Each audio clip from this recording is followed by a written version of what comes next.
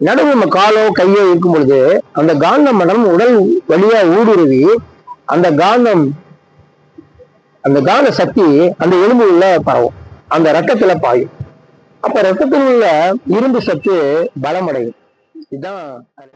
அனைவருக்கும் வணக்கம். இந்த உலகத்துல ஆரோக்கியத்துக்கு ரொம்ப முக்கியத்துவம் எல்லாரும் கொடுக்குறாங்க. ஆனா ஆரோக்கியத்துக்கு கெடுக்கக்கூடிய விஷயங்கள் நிறைய பண்ணிக்கிட்டே தான் இருக்கிறாங்க. சரி, ஓகே, அதை விட்டுருவோம். ஆரோக்கியம் மேம்பாடுக்கு எத்தனையோ வைத்திய முறைகள் இருக்கு. ஓகே, சித்தா, ஆயுர்வேதம், நேச்சுரல் தெராப்பி, அலோபதி, எத்தனை இருக்கு. அன்னைக்கு நாட்டு மருந்து, பாட்டி வைத்தியம் அப்படின்னு நிறைய இருந்தது.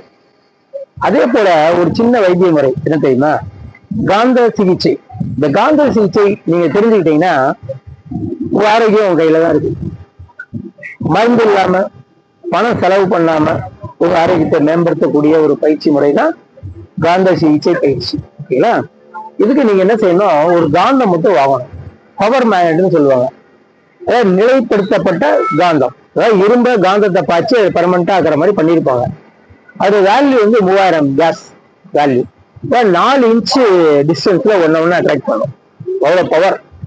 விரல் விட்டீங்கன்னா விரல் மாட்டிக்கிறோம், அந்த அளவுக்கு பவரா இருக்கும். இந்த மேக்னெட்டை ஒன்னு அட்ராக்ட் பண்றத உங்க உடல்ல எங்க பிரச்சனையோ நீங்க வச்சுக்கலாம். இப்ப எல்போல உங்களுக்கு பெயின் வச்சீங்களேன், ஒரு காந்தத்துக்கு கீழையும் ஒரு காந்தத்தை மேலையும் அரை மணி நேரம் வச்சீங்கன்னா இங்க பெயின் வந்து குறைஞ்சிடும். கழுத்து வெளின்னு வச்சுங்க, ஒரு மேக்னெட் எடுத்து கழுத்து மேல வச்சுக்கணும், ஒரு மேக்னெட் எடுத்து இடுப்பு கீழே வச்சுக்கணும் அரை மணி நேரம். லோ பேக் பெயின் குப்பரப்படுத்திட்டு 2 மேக்னெட்டையும் அந்த முதுகுல வச்சுக்கணும். முழங்கால் வலி 2 மேக்னெட்டையும் கால் முழங்கால்ல இந்த சைடு ஒண்ணு அந்த சைடு ஒண்ணு, அது ஒண்ணு அட்ராக்ட் பண்ணும். கட்டெல்லாம் வேணாம், அதே பிடிச்சுக்கிறோம். அப்ப இந்த காந்தங்கள் புலன்கள் ஒன்றை ஒன்று ஈர்க்கும்.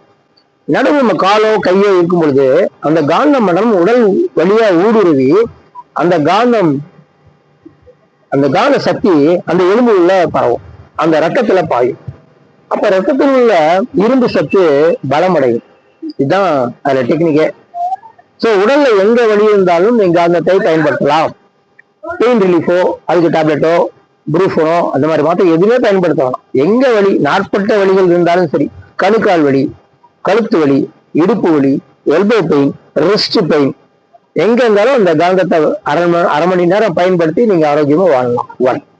2வது, இந்த காந்தத்தை நீங்க காந்த குடிநீர் செய்யலாம். எப்படின்னா, ஒரு பாட்டில 1 லிட்டர் பாட்டில தண்ணி வச்சு அந்த பாட்டில் கீழே 2 மேக்னெட்டையும் ஒன்னு அட்ராக்ட் பண்ற மாதிரி வச்சுக்கணும். அந்த காந்தம் ஒன்றை ஈர்த்து அந்த காந்த புலங்கள் உள்ள ஊடுருவோம், தண்ணி வழியா ஊடுருவோம். அப்ப என்ன ஆகும், அந்த காந்த நீர் 12 மணி நேரத்துல காந்த நீரா மாறிடும். சாதாரண தண்ணி காந்த நீரா மாறிடும். இந்த தண்ணியை டெய்லி நீங்க குடிச்சீங்கன்னா ஹீமோகுளோபின் இன்க்ரீஸ் ஆகும், உங்க ரத்த ஓட்டம் நல்லா இருக்கும்,